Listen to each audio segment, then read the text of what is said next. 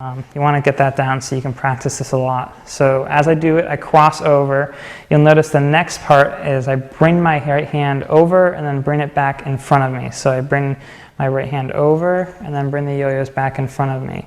And they'll just continue kind of going around in front of your body like so, controlling it right in the center there. One more time, I swing them around.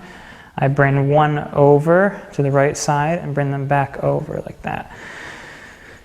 Slight tugs with both hands will also help keep them going around each other. You want to really practice that too. It's just the right tension. You want to be pulling just the right amount on either side.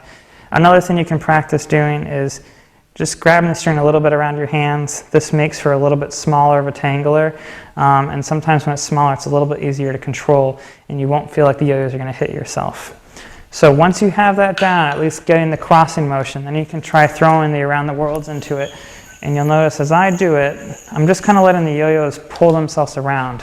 I'm slightly tugging, but I'm really letting them control their movement. And then the key to uncrossing them is you basically do the same thing, except over here I just take my non-throw hand and I cross it over and they just completely untangle themselves. One more time now. Tangler, cross, let them go around, uncross, and then catch. And that's the trick.